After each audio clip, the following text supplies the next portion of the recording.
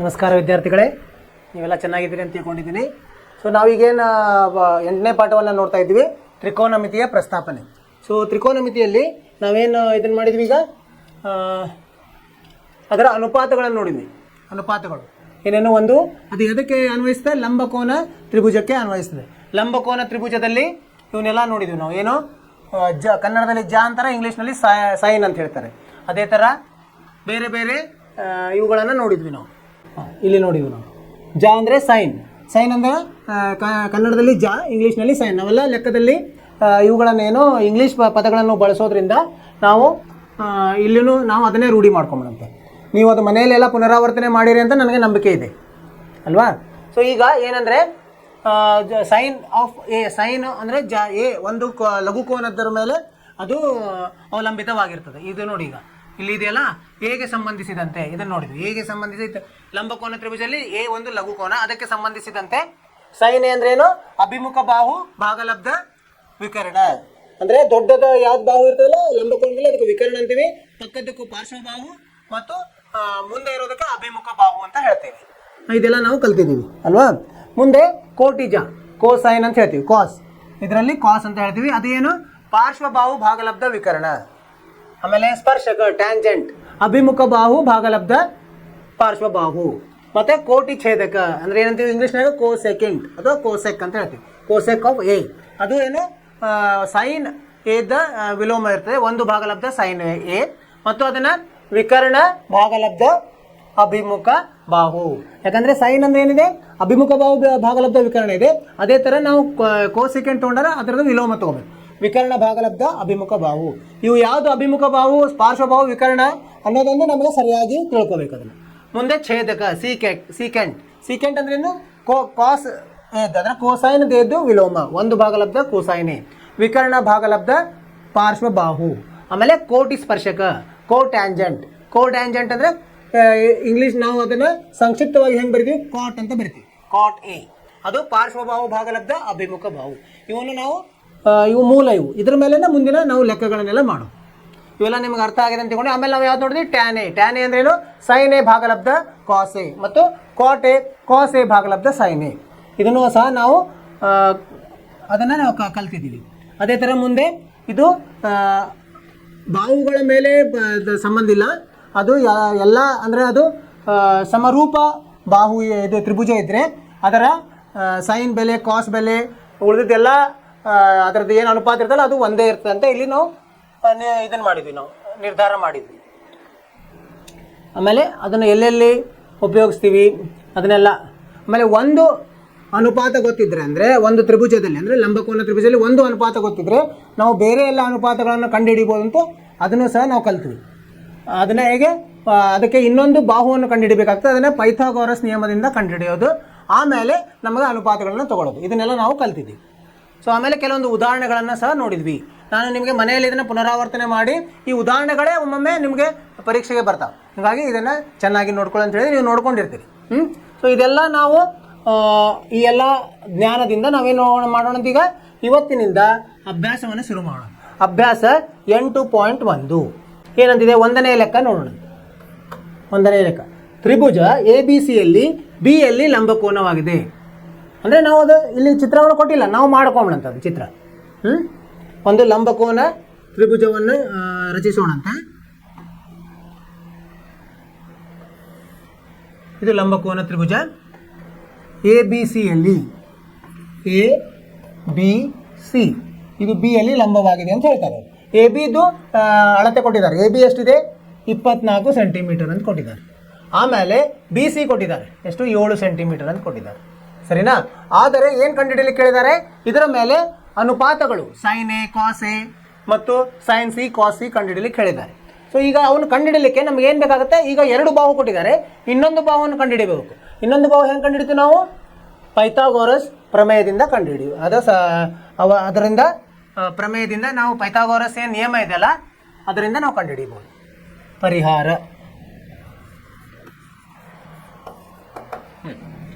ಈಗ ಏನೇನು ಕೊಟ್ಟಿದ್ದಾರೆ ಬರ್ಕೊಂಬಿಡಂತೆ. ಎ ಬಿ ಕೊಟ್ಟಿದ್ದಾರೆ, ಎ ಬಿ ಸಮ 24 ಸೆಂಟಿಮೀಟರ್, ಪಿ ಸಿ ಸಮ 7 ಸೆಂಟಿಮೀಟರ್. ಈಗ ಎ ಸಿ ಕೊಟ್ಟಿಲ್ಲ, ಮೊದಲು ಕಂಡುಹಿಡಿಯೋಣ. ಎ ಸಿ ಸಮ ಎಷ್ಟು, ಹೆಂಗೆ ಕಂಡುಹಿಡಿಯೋದು, ಪೈಥಾಗೋರಸ್ ಸಿದ್ಧಾಂತದಿಂದ ಏನ್ ಹೇಳ್ತದೆ ಪೈಥಾಗೋರಸ್ ಸಿದ್ಧಾಂತ? ವಿಕರ್ಣದ ವರ್ಗ. ಇಲ್ಲಿ ವಿಕರ್ಣ ಯಾವುದು? ಲಂಬಕೋನದ ಅಭಿಮುಖವಾಗಿರ್ತಲ್ಲ ಅದು ವಿಕರ್ಣ. AC ವರ್ಗ ಸಮ ಉಳಿದೆರಡು ಬಾಹುಗಳ ವರ್ಗದ ಸಂಕಲನಕ್ಕೆ ಸಮ ಇರ್ತದೆ. ಮೊತ್ತಕ್ಕೆ AB ಸ್ಕ್ವೇರ್ ಸಂಕಲನ BC ಸ್ಕ್ವೇರ್. ಈಗ ನಮಗೆ AC ನ ಕಂಡುಹಿಡಿಯಬೇಕು. ಈಗ AB ಎಷ್ಟು ಕೊಟ್ಟಿದ್ದಾರೆ? 24 ಅಂತ ಕೊಟ್ಟಿದ್ದಾರೆ. 24ರ ವರ್ಗ ಸಂಕಲನ BC ಎಷ್ಟಿದೆ? 7ರ ವರ್ಗ. ಇದು ಎಷ್ಟಾಗುತ್ತೆ? 24ರ ವರ್ಗ ಎಷ್ಟು ಬರ್ತದೆ? 24ರ ವರ್ಗ 576. ಇವೆಲ್ಲ ನಿಮ್ಗೆ ಗೊತ್ತಿರಬೇಕು ಒಂದಿಷ್ಟು, ಅಥವಾ ಪಕ್ಕದಲ್ಲಿ ಕಚ್ಚಾ ಇದರಲ್ಲಿ ಮಾಡ್ಕೋಬೇಕು. 7ರ ವರ್ಗ 49. ಇದನ್ನು ಕೂಡಿಸಿದ್ರೆ ಎಷ್ಟು ಬರ್ತದೆ? 625 ಬರ್ತದೆ. ಇದು ಏನು? AC ದ ವರ್ಗ. ಹಾಗಾಗಿ ಇದು AC ಯ ವರ್ಗ. AC ಅಂತ ಕಂಡುಹಿಡಿಯಬೇಕು. ಇದರ ವರ್ಗಮೂಲ 625ರ ವರ್ಗಮೂಲ ಎಷ್ಟು? 25. ಋಣ ಮತ್ತು ಧನ ಎರಡೂ ಬರ್ತದೆ. ಋಣ ನಾವು ತಗೊಳ್ಳಲ್ಲ, ಯಾಕಂದ್ರೆ ಒಂದು ಅಳತೆ ಅಂದಮೇಲೆ ಋಣ ಅಳತೆ ಇರಲ್ಲ, ಧನ ಅಳತೆ ಇರ್ತದೆ. ಹೀಗಾಗಿ ಧನ ಅಂತ ತಗೋತೀವಿ. ಈಗ AC ಸಿಕ್ತು ನಮಗೆ. ಇದರ ಮೇಲೆ ಅವ್ರು ಏನು ಹೇಳಿದರೆ? ಸೈನ್ ಎ ಕಾಸ್ ಎ ಕಂಡುಹಿಡೀರಿ. ಕಂಡುಹಿಡಿಯೋಣಂತೆ. ಇದರಲ್ಲಿ ಒಂದನೇದ್ದು ಸೈನ್ ಎ. ಸೈನ್ ಎ ಏನಂತ ಆಗುತ್ತೆ ನೋಡೋಣಂತೀನಿ. ಇಲ್ಲಿ ನೋಡಿ, ಎ ಅಂದರೆ ಇದು ಅಲ್ವಾ? ಇದು ಎ. ಇಲ್ಲಿ ಸೈನ್ ಎ ಅಂದರೆ ಏನಾಗಿತ್ತು? ಅಭಿಮುಖ ಬಾಹು ಭಾಗಲಬ್ಧ ವಿಕರ್ಣ. ಅಭಿಮುಖ ಬಾಹು ಯಾವುದು? BC ಇದೆ. BC ಭಾಗಲಬ್ಧ AC ಅಂತ ಬರಿಬೇಕು ನಾವು. BC ಭಾಗಲಬ್ಧ AC. BC ಎಷ್ಟಿದೆ ನೋಡಿ? BC ಎಷ್ಟಿದೆ ಕೊಟ್ಟಿದ್ದಾರೆ? 7 ಭಾಗಲಬ್ಧ AC 25. 7 ಭಾಗಲಬ್ಧ 25. ಇದಕ್ಕಿಂತ ಮುಂದೆ ಇದನ್ನು ಸರಳ ಮಾಡ್ಲಿಕ್ಕೆ ಬರಲ್ಲ, ಇಷ್ಟೇ ಬರ್ತದೆ. ಸರಳ ಮಾಡ್ಲಿಕ್ಕೆ ಬಂದರೆ ಸರಳ ಮಾಡೋದು, ಇದು ಮಾಡ್ಲಿಕ್ಕೆ ಬರಲ್ಲ. ಇದು ಸರಿಯಾದ ಉತ್ತರ. 7 ಭಾಗಲಬ್ಧ 25.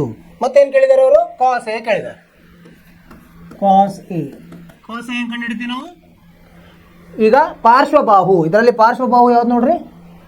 ಪಾರ್ಶ್ವಬಾಹು. ಈ ಎಕ್ಕೆ ಪಾರ್ಶ್ವಬಾಹು AB ಆಗುತ್ತೆ. AB ಭಾಗಲಬ್ಧ AC. AB ಎಷ್ಟಿದೆ? 24 ಇದೆ. AC 25 ಇದೆ. ಇದು ಸರಿಯಾದ ಉತ್ತರ. ಮುಂದೆ ಏನು ಹೇಳಿದ್ದಾರೆ ಅವರು? ಸೈನ್ ಸಿ ಕಾಸ್ ಸಿ ಕಂಡುಹಿಡಿಯಲಿಕ್ಕೆ ಹೇಳಿದ್ದಾರೆ. ಕಂಡುಹಿಡಿಯೋಣ. Sine C. ಈಗ ನೋಡಿ, ಸಿ ಅಂದಿದೆ. ಸೊ ಸಿಗೆ ಸಂಬಂಧಿಸಿದಂಥ ಅಭಿಮುಖ ಬಾಹು ಪಾರ್ಶ್ವಬಾಹುನ ನಾವು ನೋಡ್ಬೇಕು. ವಿಕರ್ಣ ಬದಲಿ ಆಗಲ್ಲ. ಈಗ ಕೇವಲ ಅಭಿಮುಖ ಬಾಹು ಮತ್ತು ಪಾರ್ಶ್ವಬಾಹು ಬದಲಿ ಆಗುತ್ತೆ. ಈಗ ಸಿಗೆ ಸಂಬಂಧಿಸಿದಂತೆ ನೋಡೋಣ. ಸಿ ಎಲ್ಲಿದೆ? ಇಲ್ಲಿದೆ. ಸಿದ ಅಭಿಮುಖ ಬಾಹು ಯಾವುದು? AB, ವಿಕರ್ಣ AC. AB ಭಾಗಲಬ್ಧ AC. AB ಭಾಗಲಬ್ಧ AC. AB ಎಷ್ಟಿದೆ? 24 ಇದೆ. ಭಾಗಲಬ್ಧ 25. ಆಮೇಲೆ ಇನ್ನೊಂದು ಯಾವ್ದು ಹೇಳಿದ್ದಾರೆ? ಕಾಸ್ ಸಿ ಹೇಳಿದ್ದಾರೆ. Cos C. ಕಾಸ್ ಸಿ ಅಂದರೆ ಏನು ಬರ್ತದೆ ನೋಡೋಣ. ಕಾಸ್ ಸಿ ಅಂದರೆ ಪಾರ್ಶ್ವಬಾಹು BC ಭಾಗಲಬ್ಧ AC. BC ಭಾಗಲಬ್ಧ AC. BC ಎಷ್ಟಿದೆ ಇಲ್ಲಿ? BC 7 ಇದೆ. 7 ಭಾಗಲಬ್ಧ 25. ಎರಡು ಕಂಡುಹಿಡಿಯಲಿಕ್ಕೆ ಕೇಳಿದ್ರು, ಕಂಡುಹಿಡಿದ್ವಿ. ಅರ್ಥವಾಯಿತು ವಿದ್ಯಾರ್ಥಿಗಳೇ? ಮೊದಲು ನಾವು ಅವ್ರೇನು ಕೊಟ್ಟಿರ್ತಾರೋ ಅದನ್ನು ತ್ರಿಭುಜವನ್ನು ರಚಿಸಿಕೊಂಡು ಅಲ್ಲಿ 2 ಬಾಹು ಕೊಟ್ಟಿರ್ತಾರೆ, 3ನೇ ಬಾಹುವನ್ನು ಕಂಡುಹಿಡಿದು ಆಮೇಲೆ ನಮಗೆ ಯಾವುದೇ ಇದರದ್ದು ಅನುಪಾತಗಳನ್ನು ಕಂಡುಹಿಡಿಬೋದು. ಇಲ್ಲೇ ಎಗೆ ಸಂಬಂಧಿಸಿದಂಥ 2 ಅನುಪಾತಗಳನ್ನು ಕಂಡುಹಿಡಿಯಲಿಕ್ಕೆ ಕೇಳಿದ್ರು, ಸಿಗೆ ಸಂಬಂಧಿಸಿದಂಥ 2 ಅನುಪಾತಗಳನ್ನು ಕಂಡುಹಿಡಿದು. ನಿಮಗೆ ಅರ್ಥವಾಯ್ತು ಅಂತ ತಿಳ್ಕೊಂಡೇನು ವಿದ್ಯಾರ್ಥಿಗಳೇ? ಇದರಿಂದ ಮುಂದೆ ಹೋಗೋಣಂತೆ. 2ನೇ ಲೆಕ್ಕಕ್ಕೆ ಹೋಗೋಣ. 2ನೇ ಲೆಕ್ಕ. ಇಲ್ಲಿ ಚಿತ್ರ ಕೊಟ್ಟಿದ್ದಾರೆ, ಹೀಗಾಗಿ ನಾನು ಇಲ್ಲಿ ಚಿತ್ರ ಬಿಡಿಸೋದಿಲ್ಲ, ನೇರವಾಗಿ ಲೆಕ್ಕ ಮಾಡೋಣ. ಚಿತ್ರ ಇದು 8.13ರಲ್ಲಿ ಟ್ಯಾನ್ ಪಿ ಋಣ ಕಾಟ್ ಆರ್ ಕಂಡುಹಿಡಿಯಿರಿ ಅಂತ ಹೇಳಿದ್ದಾರೆ. ಟ್ಯಾನ್ ಪಿ ಇದಕ್ಕೆ ಸಂಬಂಧಿಸಿದೆ. ಸೊ ಮೊದಲು ನಾವು ಏನು ಮಾಡೋಣ? ಟ್ಯಾನ್ ಪಿ ಕಂಡುಹಿಡಿಯೋಣ. ಟ್ಯಾನ್ ಪಿ ಅಂದರೆ ಹೇಗೆ? ಇದಕ್ಕೆ ಸಂಬಂಧಿಸಿದೆ. ಟ್ಯಾನ್ ಪಿ ಅನ್ನು ಹೇಗೆ? ಟ್ಯಾನ್ ಅಂದರೆ ಸ್ಪರ್ಶಕ. ಹೆಂಗೆ ಕಂಡುಹಿಡಿತೀವಿ ನಾವು? ಅಭಿಮುಖ ಬಾಹು ಭಾಗಲಬ್ಧ ಪಾರ್ಶ್ವಬಾಹು. ಇಲ್ಲಿ ಅಭಿಮುಖ ಬಾಹು QR ಇದೆ. ಹೀಗಾಗಿ ಇಲ್ಲಿ QR ಗೊತ್ತಿಲ್ಲ, ಅದಕ್ಕೆ ಮೊದಲು ನಾವು ಇದನ್ನು ಬರೆಯೋಣಂತೆ. QR ಭಾಗಲಬ್ಧ ಪಾರ್ಶ್ವಬಾಹು. ಪಾರ್ಶ್ವಬಾಹು ಯಾವುದಾಗುತ್ತೆ? PR ಆಗಲ್ಲ, PQ ಆಗುತ್ತೆ. ಯಾಕಂದರೆ PR ಏನಾಗುತ್ತೆ? PR ಅದು ವಿಕರ್ಣ ಆಗ್ತದೆ, ದೊಡ್ಡದಿದೆ.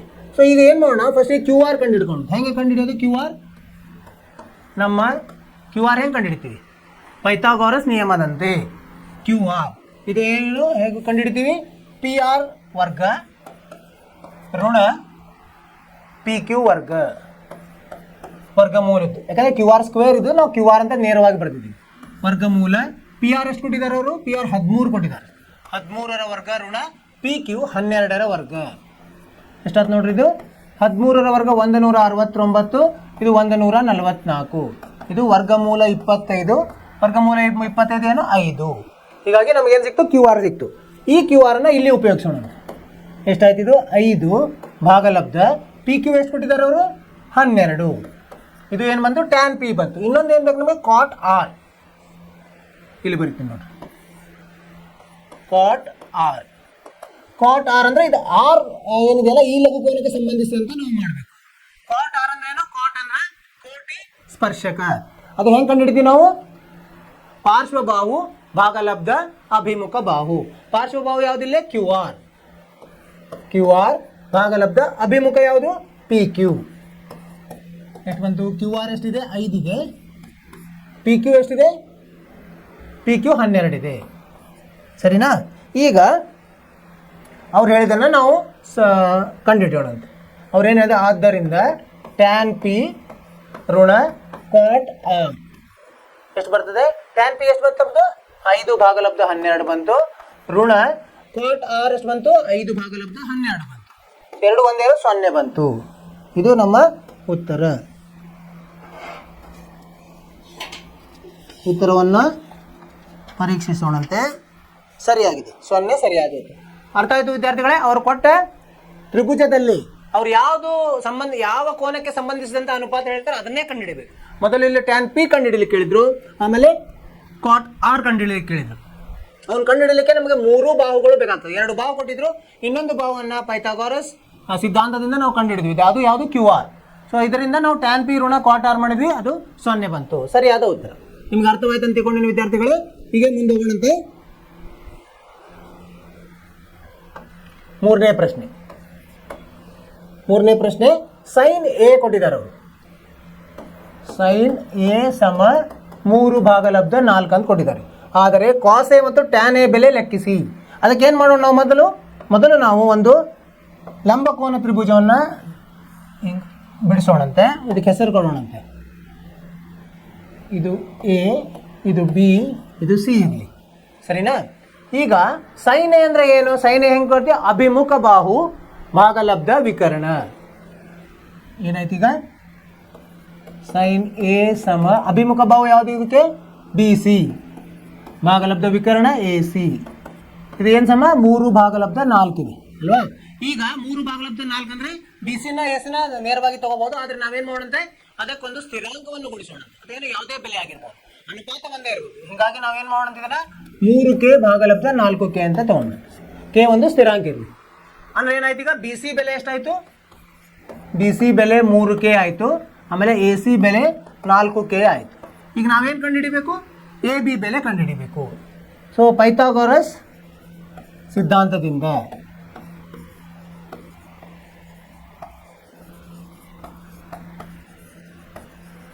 ಏನಾಗುತ್ತೆ? ನಾವೇನು ಕಂಡುಹಿಡಿಬೇಕು ಈಗ? ಎ ಬಿ ಕಂಡುಹಿಡಿಬೇಕು. ಎ ಬಿ ಸಮ ವರ್ಗಮೂಲ ವಿಕರ್ಣ. ವಿಕರ್ಣ ಯಾವುದು? ಎ ಸಿ ವರ್ಗ ಋಣ ಇನ್ನೊಂದು ಬಾಹುದ ವರ್ಗ. ಇನ್ನೊಂದು ಬಾಹು ಯಾವುದು? ಎ ಬಿ ಅಂದರೆ ಬಿ ಸಿ ಇರ್ತದೆ.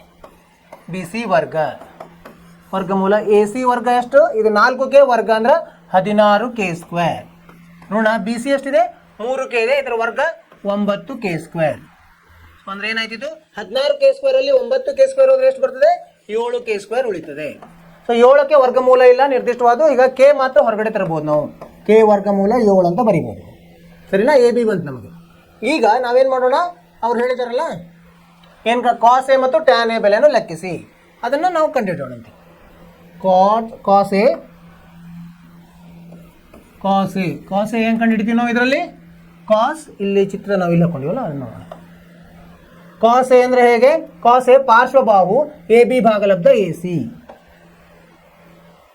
ಎ ಬಿ ಭಾಗಲಬ್ಧ ಎ ಸಿ. ಎ ಬಿ ಎಷ್ಟಿದೆ ನೋಡೋಣ. ಎ ಬಿ ಎಷ್ಟಿದೆ? ಕೆ ವರ್ಗಮೂಲ 7 ಇದೆ. ಆಮೇಲೆ ಎ ಸಿ 4K ಇದೆ. ಕೆ ವರ್ಗಮೂಲ 7 ಆಮೇಲೆ ಇದು 4K ಇದೆ. ಇಲ್ಲಿ ಕೆ ಹೋಗಿ ಏನು ಉಳಿತದೆ? ಇದು ವರ್ಗಮೂಲ 7 ಭಾಗಲಬ್ಧ 4 ಉಳಿತು. ಇದು ಯಾವುದು? Cos A. ಸರಿಯಾಗಿದೆ. ಮುಂದಿಂದು ಇನ್ನೊಂದೇನು ಹೇಳಿದ್ದಾರೆ ಅವರು? ಟ್ಯಾನ್ ಎ ಬೆಲೆ ಕಂಡುಹಿಡಿಯಿರಿ. ಟ್ಯಾನ್ ಎ ಹೆಂಗೆ ಕಂಡುಹಿಡಿತೀವಿ? ಎದರ ಅನುಪಾತ ಅದು? ಅಭಿಮುಖ ಬಾಹು ಭಾಗಲಬ್ಧ ಪಾರ್ಶ್ವಬಾಹು. ಸೊ ಇದರಲ್ಲಿ ಯಾವುದು ಅಭಿಮುಖ ಬಾಹು ನೋಡೋಣಂತೆ. ಇದರಲ್ಲಿ ಅಭಿಮುಖ ಬಾಹು ಬಿ ಸಿ ಭಾಗಲಬ್ಧ ಎ ಬಿ, ಬಿ ಸಿ ಭಾಗಲಬ್ಧ A B.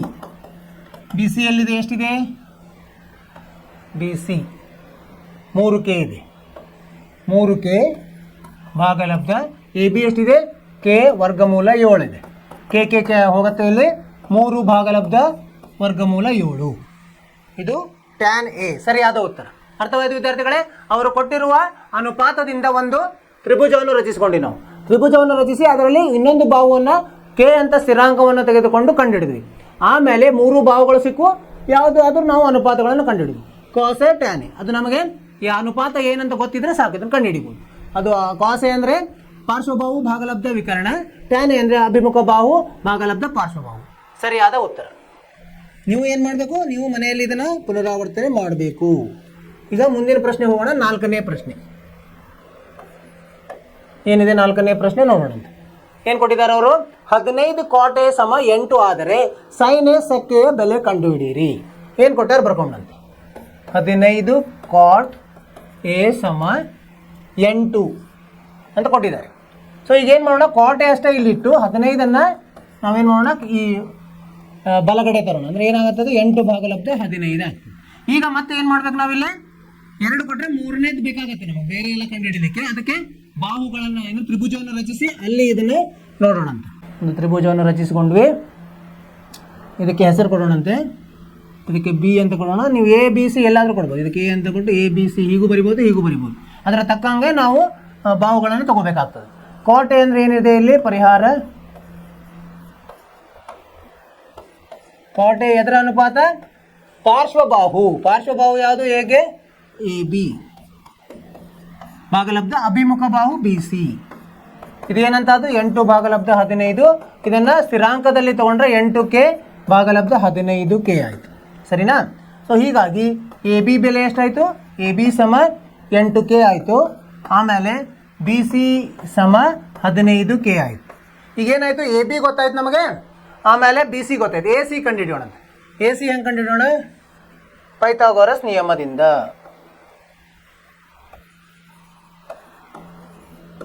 Pythagoras ಸಿದ್ಧಾಂತದಿಂದ.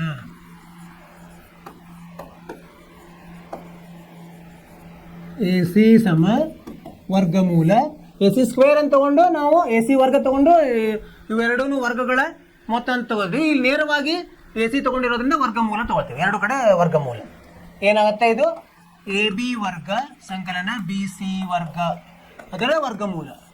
A B ಎಷ್ಟಿದೆ ನೋಡೋಂತೇಳಿ. ಎ ಬಿ ಎಷ್ಟಿದೆ ಇಲ್ಲಿ? 8K 15K. 8K ವರ್ಗ ಸಂಕಲನ 15K ವರ್ಗ. ಎಲ್ಲ ಎರಡನ್ನೂ ವರ್ಗ ಮಾಡೋಕ್ಕಾಗ್ತದೆ. 8K ವರ್ಗ ಎಷ್ಟು? 16K square. ಸಂಕಲನ 15K 225K ಸ್ಕ್ವೇರ್. ಇವೆರಡನ್ನು ಕೂಡಿಸಿದ್ರೆ ಎಷ್ಟು ಬರ್ತದೆ? 289K square. 289 ಎದರ ವರ್ಗಮೂಲ? ಎದರ ವರ್ಗ? 17ರ ವರ್ಗ. ಹಿಂಗಾಗಿ ನಾವು 17K ಅಂತ ಬರಿಬೋದು. ಸರಿನಾ? ಕೆ ಸ್ಕ್ವೇರದ ವರ್ಗಮೂಲ K, 289ರ ವರ್ಗಮೂಲ 17. ಸೊ ಈಗ ನಮಗೆ ಎ ಸಿ ಸಿಕ್ತವ್ರು ಏನು ಕಂಡುಹಿಡಲಿಕ್ಕೆ ಕೇಳಿದ್ದಾರೆ? ಸೈನ್ ಎ ಸೆಕ್ ಎ ಕಂಡುಹಿಡಲಿಕ್ಕೆ ಕೇಳಿದ್ದಾರೆ.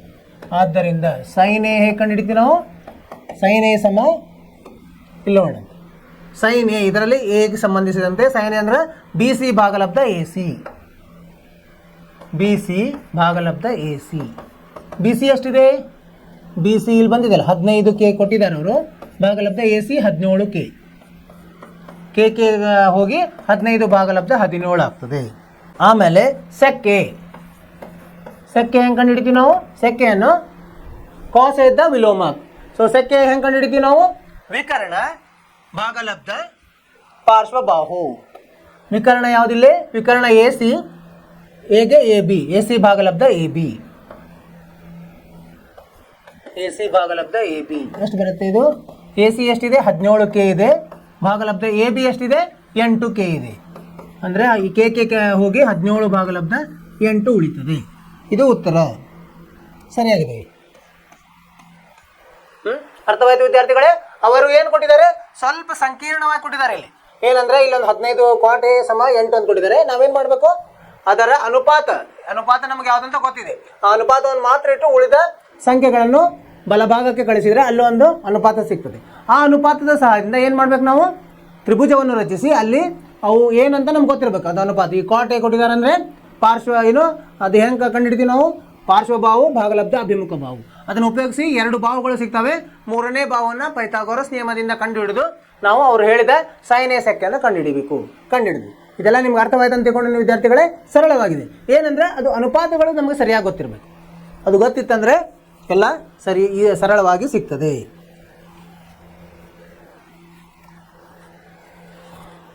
ಮುಂದಿನ ಪ್ರಶ್ನೆ ಹೋಗೋಣಂತೆ. ಎಷ್ಟಾಯ್ತು ಈಗ? 4ನೇ ಪ್ರಶ್ನೆ ಆಯ್ತಲ್ಲ.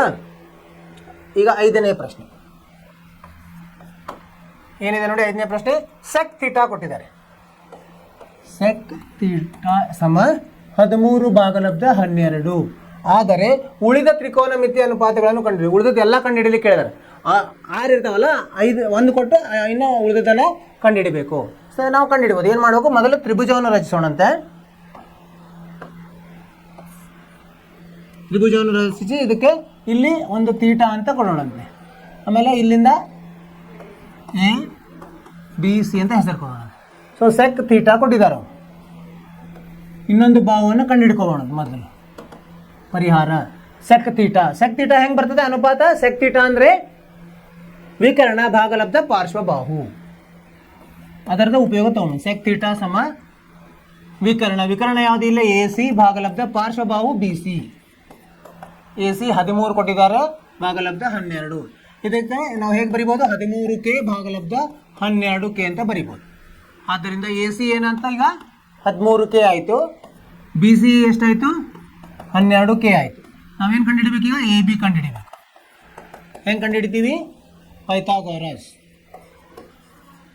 ಪೈಥಾಗೋರಸ್ ಸಿದ್ಧಾಂತದಿಂದ.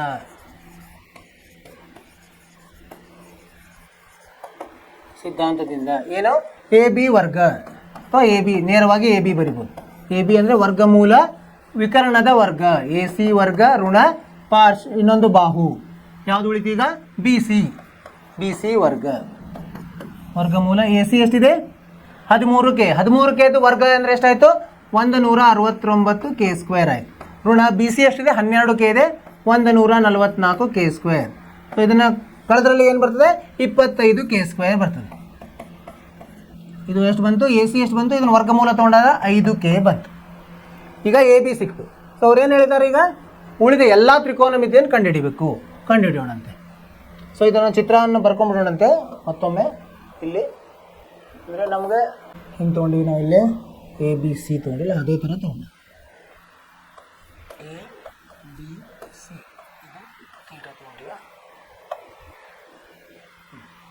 ಆಮೇಲೆ ಈಗ ಎ ಬಿ ಎಷ್ಟು ಬಂತು ನಮ್ಮದು? ಎ ಬಿ 5K ಬಂತು, ಅದನ್ನು ಬರೆದು ನೋಡೋಣ.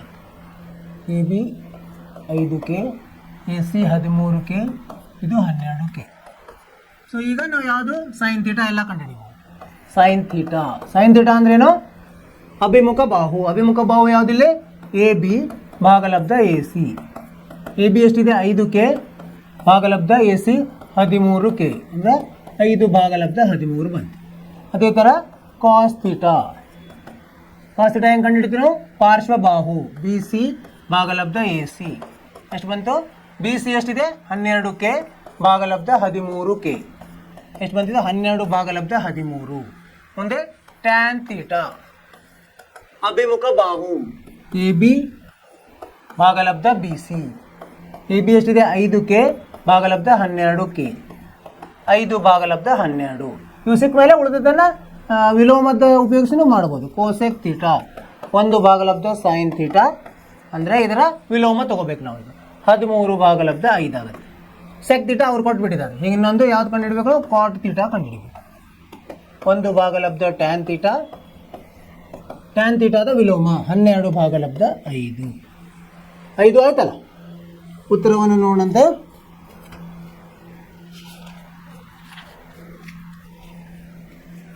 ಸೈನ್ ಥೀಟಾ 5 ಭಾಗಲಬ್ಧ 13, ಕಾಸ್ ಥೀಟಾ 12 ಭಾಗಲಬ್ಧ 13, ಟ್ಯಾನ್ ಥೀಟಾ 5 ಭಾಗಲಬ್ಧ 12. ಇವೆಲ್ಲ ಸರಿಯಾಗಿದೆ. ಅರ್ಥವಾಯಿತು ವಿದ್ಯಾರ್ಥಿಗಳೇ? ಏನಂದರೆ ಅವ್ರು ಮೊದಲು ಏನು ಕೊಟ್ಟಿದ್ರು? ಸೆಕ್ ಥೀಟಾ ಕೊಟ್ಟಿದ್ರು. ಸೆಕ್ ತೀಟಾ ಕೊಟ್ಟ ಮೇಲೆ ನಾವೇನು ಮಾಡಿದ್ವಿ, ಅದನ್ನು ಒಂದು ತ್ರಿಭುಜವನ್ನು ರಚಿಸಿ ಅದರಲ್ಲಿ ಅದಕ್ಕೆ ಯಾವುದು ಅನುಪಾತ ಅಂತ ನೋಡಿ ಅದಕ್ಕೆ ಕೆ ಅನ್ನು ಗುಣಿಸಿ ಎರಡು ಬಾಹುಗಳನ್ನು ಗುರುತಿಸಿದ್ವಿ. ಆ ಎರಡು ಬಾಹುಗಳ ಸಹಾಯದಿಂದ ಮತ್ತು ಪೈಥಾಗೋರಸ್ ಸಿದ್ಧಾಂತದಿಂದ ಮೂರನೇ ಬಾಹುವನ್ನು ಕಂಡುಹಿಡಿದ್ವಿ. ಆ ಮೂರು ಬಾಹುಗಳ ಸಹಾಯದಿಂದ ನಾವು ಉಳಿದ ಏನು ಕಂಡುಹಿಡಿದ್ವಿ, ನಾವು sine theta, cos theta, tan theta, cosec theta, cot theta. ಅರ್ಥವಾಯ್ತು ವಿದ್ಯಾರ್ಥಿಗಳೇ? ಸರಳವಾಗಿದೆ. ಏನಂದರೆ ನಾವು ಮೂಲವನ್ನು ಸರಿಯಾಗಿ ತಿಳ್ಕೊಂಡ್ರೆ ಎಲ್ಲ ಸರಳವಾಗಿ ತಿಳಿತದೆ. ನೀವು ಮನೆಯಲ್ಲಿ ಪ್ರಯತ್ನ ಮಾಡಬೇಕು. ಮುಂದಿನ ಪ್ರಶ್ನೆಗೆ ಹೋಗೋಣ ಅಂತ. 6ನೇ ಪ್ರಶ್ನೆ ಏನಂತಿದೆ, ಕೋನ್ ಎ ಮತ್ತು ಕೋನ ಬಿ ಲಘು ಕೋನಗಳಾಗಿದ್ದು ಕಾಸ್ ಎ ಸಮ ಕಾಸ್ ಬಿ ಆಗಿದೆ ಅಂತ ಕೊಟ್ಟಿದ್ದಾರೆ. ಆಗಿದೆ. ಕೋನ್ ಎ ಸಮ ಕೋನ್ ಬಿ ಎಂದು ತೋರಿಸಿ. ಏನು ಮಾಡ್ಬೇಕು ನಾವು ಇದನ್ನು? ಹೇಗೆ ಮಾಡಬೇಕು? ನಾವು ಒಂದು ಉದಾಹರಣೆಯಲ್ಲಿ ಮಾಡಿದ್ವಿ. ಇದು ಯಾವುದು? ಸಮರೂಪ ತ್ರಿಭುಜಗಳ ಸಹಾಯದಿಂದ ಮಾಡಬೇಕಿದೆ. ಈಗೇನು ಮಾಡ್ಬೇಕು? ನಾವು ಎರಡು ಬೇರೆ ಬೇರೆ ಇವುಗಳನ್ನು ರಚಿಸ್ಕೋಬೇಕು. ಮೊದಲು ನಾವು ಏನು ತ್ರಿಭುಜಗಳನ್ನು ಮಾಡೋಣಂತೆ. ಎರಡು ತ್ರಿಭುಜಗಳನ್ನು, ಲಂಬಕೋನ ತ್ರಿಭುಜಗಳನ್ನು ರಚಿಸಿದ ಮೇಲೆ ನಮಗಿದು ಅರ್ಥ ಆಗ್ತದೆ. ಇಲ್ಲೊಂದು ಈ ಥರ ಎರಡು ಲಂಬಕೋನ ತ್ರಿಭುಜಗಳಿವೆ. ಆಮೇಲೆ ಏನು ಹೇಳಿದ್ದಾರೆ ಅವರು? ಎ ಮತ್ತು ಬಿ ಲಘುಕೋನಗಳಾಗಿದ್ದು. ಎಲ್ಲಿದೆ? ಹಾಂ, ಇಲ್ಲಿ ಏನು ಮಾಡೋಣ? ಇದಕ್ಕೆ ಎ ಅನ್ನೋಣಂತೆ, ಇದಕ್ಕೆ ಬಿ ಅನ್ನೋಣ. ಸರಿನಾ? ಇದಕ್ಕೆ ಏನಾದರೂ ಹೆಸರು ಕೊಡ್ಬೋದು ನಾವು. ಏನು? ಇದಕ್ಕೆ ಎಮ್ ಅನ್ನೋಣ, ಇದಕ್ಕೆ ಎನ್ ಅನ್ನೋಣ, ಇದಕ್ಕೆ ಪಿ ಅನ್ನೋಣ, ಇದಕ್ಕೆ ಕ್ಯೂ ಅನ್ನೋಣ. ಎರಡು ತ್ರಿಭುಜಗಳು. ಪರಿಹಾರ ಏನು ಕೊಟ್ಟಿದ್ದಾರೆ ಬರ್ಕೊಂಬಂತೆ. 6ನೇದು, ಕೋನ್ ಎ ಮತ್ತು ಕೋನ್ ಬಿ ಲಘು ಕೋನಗಳಾಗಿದ್ದು ಕಾಸ್ ಎ ಸಮ ಕಾಸ್ ಬಿ ಆಗಿದೆ ಅಂತ ಕೊಟ್ಟಿದ್ದಾರೆ ಅಲ್ವಾ? ಆಯ್ತು. ಕಾಸ್ ಎ ಇದರಲ್ಲಿ ಈ ತ್ರಿಭುಜದಲ್ಲಿ ಹೇಗೆ ಕಂಡುಹಿಡಿತೀನೋ? ಕಾಸ್ ಎ ಅಂದರೆ ಏನು? ಪಾರ್ಶ್ವಬಾಹು ಭಾಗಲಬ್ಧ ವಿಕರ್ಣ. ಪಾರ್ಶ್ವಬಾಹು ಯಾವ್ದು ಇದರಲ್ಲಿ? ಈ ತ್ರಿಭುಜದಲ್ಲಿ ಎ ಎನ್ ಭಾಗಲಬ್ಧ ಎ ಎಂ. ಕಾಸ್ ಬಿ ಹೇಗೆ ಕಂಡುಹಿಡಿತೀವಿ ನಾವು? ಪಾರ್ಶ್ವಬಾಹು ಬಿ ಕ್ಯೂ ಭಾಗಲಬ್ಧ ಬಿ ಪಿ. ಸರಿನಾ? ಈಗೇನು ಮಾಡೋಣಂತೆ, ಇವುಗಳನ್ನು ಅವ್ರೇನು ಹೇಳಿಕ ಕೋನ್ ಎ ಸಮ ಕೋನ್ ಬಿ ಅಂತ ಸಾಧಿಸಿ ಅಂದ. ಹೆಂಗೆ ಸಾಧಿಸ್ಬೋದು ನಾವು? ಇವು ಸಮರೂಪ ತ್ರಿಭುಜಗಳನ್ನು ಸಾಧಿಸಿಬಿಟ್ರೆ ಅದನ್ನು ನಾವು ಸಾಧಿಸ್ಬೋದು. ಅದಕ್ಕೆ ಅನುರೂಪ ಕೋನಗಳು ಆಗಿ ಅವನು ಸಾಧಿಸ್ಬೋದು. ಅದಕ್ಕೆ ಮೊದಲ ಈಗೇನು ಮಾಡೋಣ, ಇದನ್ನು ಬಿ ಕ್ಯೂ ಅನ್ನು ಕೆಳಗೆ ತೊಗೊಂಡ್ಬರೋಣ. ಎ ಎನ್ ಭಾಗಲಬ್ಧ ಬಿ ಕ್ಯೂ ಸಮ ಈ ಎ ಎಮ್ ಅನ್ನು ಮೇಲೆ ತೊಗೊಂಡೋಣ, ಎ ಎಮ್ ಭಾಗಲಬ್ಧ ಬಿ ಪಿ. ಅದನ್ನು ಮರು ಜೋಡಣೆ ಮಾಡೋಣ. ಈಗ ಹೆಂಗಾಯ್ತು? ಇದು ಎ ಎನ್ ಇದೆ ಭಾಗಲಬ್ಧ ಬಿ ಕ್ಯೂ ಅಂದರೆ ಇದು ಹೇಗಿದೆ? ಅನುರೂಪ ಬಾಹುಗಳು ಸಮ ಎ ಎಮ್ ಭಾಗಲಬ್ಧ ಬಿ ಪಿ, ಇದು ಸಹ ಅನುರೂಪ ಬಾಹು. ಈಗ ಉಳಿದಿದ್ದೇನು? ಎಮ್ ಎನ್ ಮತ್ತು ಪಿ ಕ್ಯೂ ಉಳಿದಿದೆ. ಅದು ಒಂದು ಇದಕ್ಕೆ ಸಮ ಅಂತ ಮಾಡಿಬಿಟ್ರೆ ನಾವು ಏನು, ಮೂರು ಅನುರೂಪ ಬಾಹುಗಳು ಎರಡು ತ್ರಿಭುಜದಲ್ಲಿ ಮೂರು ಅನುರೂಪ ಬಾಹುಗಳು ಅವುಗಳ ಅನುಪಾತ ಸಮವಿದ್ದರೆ ಅವಕ್ಕೆ ಅಂತ ಒಂದು ಸಮರೂಪ ಬಾಹುಗಳು. ಇದೊಂದೇ ನಾವು ಸಿದ್ಧಾಂತದಲ್ಲಿ ಕಲ್ತಿದ್ದೀವಿ. ಇದು ಮೊದಲನೇ ಇದರಲ್ಲಿ 6 ತಿಂಗಳಲ್ಲಿ. ಸೊ ಇದಕ್ಕೆ ನಾವೇನು ನೋಡೋಣ, ಕೆ ಇರಲಿ ಅಂತ ಹೇಳೋಣ, ಒಂದು ಸ್ಥಿರಾಂಕ ಇರಲಿ. ಆಮೇಲೆ ಈಗೇನು ಮಾಡೋಣ, ಈಗ ನೋಡಿ ಇದು ಗೊತ್ತಿಲ್ಲ ನಮ್ಗೆ ಯಾವುದು, ಇನ್ನು ಒಂದು ತೊಗೋಬೇಕು. ಯಾವ್ದು ತೊಗೊಳೋದು ನಾವು? ಉಳಿದಿರೋದು ಈಗ ಎ ಎನ್ ಆಯಿತು, ಎ ಎನ್ ಬಿ ಕ್ಯೂ ಆಯಿತು, ಎ ಎಮ್ ಮತ್ತು ಬಿ ಪಿ ಆಯಿತು. ಉಳಿದಿರೋದು ಎಮ್ ಎನ್ ಮತ್ತು P Q. So M N ಅನ್ನು ಪೈಥಾಗೋರಸ್ ನಿಯಮದ ಇದ್ರ ಮೇಲೆ ಕಂಡುಹಿಡಿಯೋಣ. ಎಮ್ ಎನ್ ಹೆಂಗೆ ಕಂಡುಹಿಡಿತೀವಿ ನಾವು? ವರ್ಗಮೂಲ ಎ ಎಮ್ ಸ್ಕ್ವೇರ್ ಋಣ A N square, A N ವರ್ಗ. ಇದು ಪೈಥಾಗೋರಸ್. M N ಕಂಡುಹಿಡಿದ್ವಿ. ಆಮೇಲೆ ಈ ಕಡೆ ಪಿ ಕ್ಯೂ ಹೆಂಗೆ ಕಂಡುಹಿಡಿತೀವಿ ನೋಡ್ರಿ? ಪಿ ಕ್ಯೂ ವರ್ಗಮೂಲ ವಿಕರಣದ ವರ್ಗ. ವಿಕರಣ ಯಾವುದಿಲ್ಲ? ಬಿ ಪಿ ವಿಕರಣದ ವರ್ಗ ಋಣ ಉಳಿದಿರೋದು ಯಾವುದು? ಬಿ ಕ್ಯೂ ವರ್ಗ. ಸರಿ.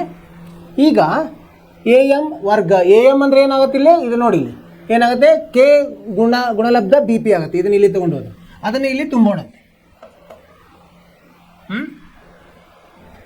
ವರ್ಗಮೂಲ ಕೆ ವರ್ಗ ಬಿ ಪಿ ವರ್ಗ ಆಗ್ತದೆ. ಋಣ ಎ ಎನ್ ಅಂದರೆ ಏನಾಗುತ್ತೆ? ಕೆ ಮತ್ತು ಬಿ ಕ್ಯೂ ಆಗುತ್ತೆ. ಕೆ ವರ್ಗ ಬಿ ಕ್ಯೂ ವರ್ಗ ಆಗ್ತದೆ. ಈಗೇನು ಇಲ್ಲಿ ಸಾಮಾನ್ಯ ಇದೆ, ಕೆ ಸ್ಕ್ವೇರ್ ಸಾಮಾನ್ಯ ಇದೆ, ಹೊರಗಡೆ ಬಂದರೆ ಕೆ ಆಗಿ ಉಳಿಯುತ್ತದೆ. ಇದು ಕೆ ವರ್ಗಮೂಲ ಬಿ ಪಿ ವರ್ಗ ಋಣ ಬಿ ಕ್ಯೂ ವರ್ಗ ಆಯ್ತಿದೆ. ಸರಿನಾ? ಇದು ಎಮ್ ಎನ್. ಈಗೇನು ತೊಗೊಂಡಂತೆ ಎಮ್ ಎನ್ ಮತ್ತು ಇಲ್ಲಿ ಬರಿತೀನಿ ಅದನ್ನು, ಎಮ್ ಎನ್ ಮತ್ತು ಪಿ ಕ್ಯೂಗಳ ಅನುಪಾತ ತೊಗೊಂಬಂತೆ, ಅಥವಾ ಮುಂದಿನ ಪುಟದಲ್ಲಿ ಬರಿತೀನಿಲ್ಲ. ಎಮ್ ಎನ್ ಅನುಪಾತ ಯಾವುದು? ಪಿ ಕ್ಯೂ ತೊಗೊಂಬಂತೆ. ಎಮ್ ಎನ್ ಅನುಪಾತ ಪಿ ಕ್ಯೂ ಏನು ಬರ್ತದೆ ನೋಡೋಣ. ಎಮ್ ಎನ್ ಅಂದರೆ ಏನು ಬಂದಿದೆ ನಮಗೆ? K B P square B Q square. K ವರ್ಗಮೂಲ ಬಿ ಪಿ ಸ್ಕ್ವೇರ್ ಋಣ ಬಿ ಕ್ಯೂ ಸ್ಕ್ವೇರ್ ಬಂದಿದೆ. ಭಾಗಲಬ್ಧ ಪಿ ಕ್ಯೂ ಅಂದರೆ ಏನು ಬಂದಿದೆ? ವರ್ಗಮೂಲ ಬಿ ಪಿ ಸ್ಕ್ವೇರ್ ಋಣ ಬಿ ಕ್ಯೂ ಸ್ಕ್ವೇರ್ ಬಂದಿದೆ. ಸೊ ಇದು ಕ್ಯಾನ್ಸಲ್ ಆಯ್ತು. ಈಗ ಇದು ಹೋಯ್ತು, ಇದಕ್ಕಿದು ಹೋಯ್ತು, ಉಳಿತೇನು? ಕೆ ಉಳಿತು. ಸೊ ಇದು ಕೆ ಆಯಿತು. ಮೊದಲೇನು ಏನಿದೆ ಇಲ್ಲಿ ಒಂದರಲ್ಲಿ ಏನು ಬಂದಿದೆ? ಇದು ಕೆ ಅಂತ ಬಂದಿದೆ ನಮಗೆ. ಇದು 1, ಇದು 2. ಆದ್ದರಿಂದ 1 ಮತ್ತು 2ರಿಂದ ಏನು ಸಿಗ್ತದೆ ನಮಗೆ? ಎಲ್ಲ ಕೆಗೆ ಸಮ ಇದ್ದಾವೆ. ಎ ಎನ್ ಭಾಗಲಬ್ಧ ಬಿ ಕ್ಯೂ ಸಮ ಎ ಎನ್ ಭಾಗಲಬ್ಧ ಬಿ ಕ್ಯೂ ಸಮ ಎ ಎಂ ಭಾಗಲಬ್ಧ B P B A M ಭಾಗಲಬ್ಧ ಬಿ ಪಿ ಸಮ ಇದು ಎಮ್ ಎನ್ ಭಾಗಲಬ್ಧ ಪಿ ಕ್ಯೂ. ಸೊ ಈಗ ಎರಡು ತ್ರಿಭುಜಗಳಲ್ಲಿ ಅನುರೂಪ ಬಾಹುಗಳಿವೆಲ್ಲ, A N B Q, A M B P, M N P Q ಅಂತ ಇವು ಅನುರೂಪ ಬಾಹುಗಳು. ಅನುರೂಪ ಬಾಹುಗಳ ಅನುಪಾತ ಸಮ ಇದ್ರೆ ಅದಕ್ಕೇನಂತೀವಿ ನಾವು? ಸಮರೂಪ ತ್ರಿಭುಜಗಳು ಆಗ್ತವೆ. ಆದ್ದರಿಂದ ತ್ರಿಭುಜ ಯಾವುದದು?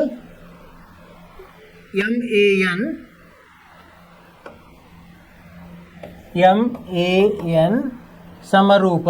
ಯಾವುದು ಸಮರೂಪದ ಚಿಹ್ನೆ? ಇದು ಗೊತ್ತಿರಬೇಕು. ಯಾವುದು? P B Q. ತ್ರಿಭುಜ ಪಿ ಬಿ ಕ್ಯೂ. ಇದು ಸಿದ್ಧಾಂತ ಯಾವುದಿದೆ? 6.4 6ನೇ ಪಾಠದಲ್ಲಿ ಕಲ್ತಿದ್ದೀವಿ. ತ್ರಿಭುಜಗಳ ಪಾಠದಲ್ಲಿ ಇದನ್ನು ಕಲ್ತಿದ್ದೀವಿ. ಅದು ನಿಮಗೆ ನೆನಪಿಟ್ಕೋಬೇಕು. ಸೊ ಈಗೇನಾಯಿತು? ಆದ್ದರಿಂದ ಕೋನ ಎ ಸಮ ಕೋನ ಬಿ ಯಾವಕ್ಕೆ? ಇವು ಯಾವುದಿದು? ಅವುಗಳ ಅನುರೂಪ ಕೋನಗಳು. ಅನುರೂಪ ಕೋನಗಳು ಸಮ ಇರ್ತವೆ. ಅನುರೂಪ ತ್ರಿಭುಜಗಳಾದರೆ ಅದರ ಅನುರೂಪ ಕೋನಗಳು ಸಮವಿರ್ತದೆ ಅಂತ ನಾವು ಹೇಳ್ಬೋದು. ಇದು ಇದರ ಸಾಧನೆ. ಅರ್ಥವಾಯಿತು ವಿದ್ಯಾರ್ಥಿಗಳ? ಇದು ಸರಳವಾಗಿದೆ, ಆದ್ರೇನು ಸ್ವಲ್ಪ ಇದು ಇದೇ ಪಠ್ಯದ ಥರ ಇದೆ. ಅದನ್ನು ನೀವು ಒಂದು 2-3 ಸಲ ಪುನರಾವರ್ತನೆ ಮಾಡೋಕೆ, ಅಂದರೆ ನಿಮಗೆ ಸರಳವಾಗಿ ತಿಳಿಯುತ್ತದೆ. ಏನು ಮಾಡಿದ್ವಿ ನಾವು? ಮೊದಲು ಅವ್ರು ಏನು ಹೇಳಿದ್ದಾರೆ? ಎ ಮತ್ತು ಬಿ ಎರಡು ಲಘುಕೋನ ತ್ರಿಭುಜ ಲಘುಕೋನ ಆಗಿದ್ದಾವೆ, ಕೋನಗಳಾಗಿದ್ದಾವೆ. ಅವು ಬೇರೆ ಬೇರೆ ಎಲ್ಲಿದೆ ಅಂತ ಕೊಟ್ಟಿಲ್ಲ, ಕೊಡಬೇಕಾಗಿತ್ತು. ಪರೀಕ್ಷೆಯಲ್ಲಿ ಕೊಡ್ತಾರೆ ನಿಮ್ಗೆ. ಬೇರೆ ಬೇರೆ ತ್ರಿಭುಜದಲ್ಲಿದೆ ಅಂತ ಕೊಡಬೇಕಾಗಿತ್ತು, ಕೊಟ್ಟಿಲ್ಲ. ಇರಲಿ, ನಾವು ಹಾಗೆ ತೊಗೊಂಡ್ವಿ. ಆಮೇಲೆ ಅವ್ರು ಇನ್ನೊಂದು ಏನು ಕೊಟ್ಟಿದ್ದಾರೆ? ಕಾಸ್ ಎ ಸಮ ಕಾಸ್ ಬಿ ಆಗಿದೆ. ಇವುಗಳ ಸಹಾಯದಿಂದ ನಾವು ಏನು ಮಾಡಿದ್ವಿ? ಅವುಗಳ ಏನು ತೊಗೊಂಡ್ವಿ? ಅನುಪಾತಗಳನ್ನು ತೊಗೊಂಡ್ವಿ. ಅನುಪಾತಗಳನ್ನು ಸಮ ಮಾಡಿ ನಾವು ಒಂದು ಅನುರೂಪ ಬಾಹುಗಳ ಅನುಪಾತಗಳು ಕೆಗೆ ಸಮ ಮಾಡಿದ್ವಿ. ಇನ್ನೊಂದು ಜೋಡಿದು ಅದನ್ನು ನಾವು ಸಾಧನೆ ಮಾಡಿದ್ವಿ. ಯಾವ ಥರ? ಪೈಥಾಗೋರಸ್ ನಿಯಮದಿಂದ ಅವುಗಳ ಬಾಹುಗಳ ಅಳತೆಯನ್ನು ಇನ್ನು ಉಳಿದೆರಡು ಬಾಹುಗಳ ಅಳತೆಗಳಲ್ಲಿ ತೆಗೆದುಕೊಂಡು ಬಂದು ಅವುಗಳ ಅನುಪಾತ ತಗೊಂಡ್ವಿ. ಆ ಅನುಪಾತಗಳು ಕೆಗೆ ಸಮ ಆಯ್ತಿಲ್ಲ.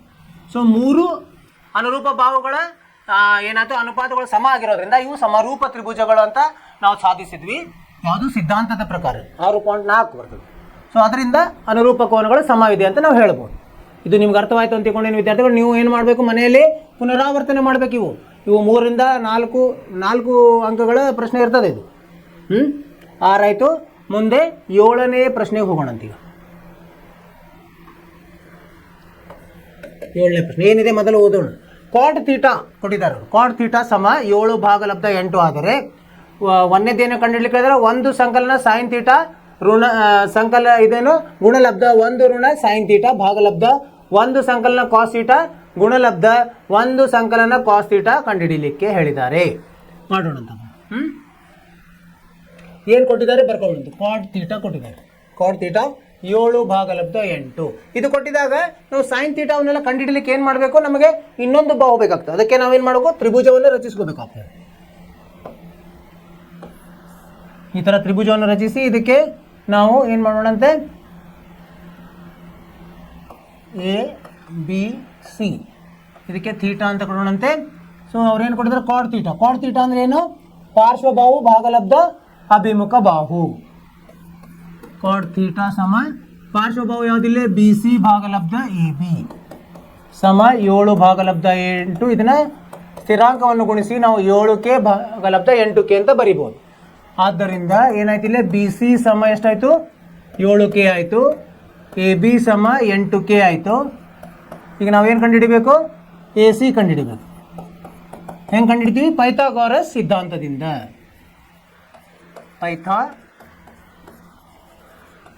ಪೈಥಾಗೋರಸ್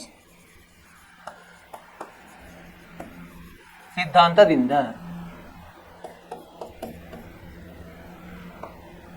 ನೇರವಾಗಿ ಎ ಸಿಯನ್ನು ಕಂಡುಹಿಡಿಯೋಣ.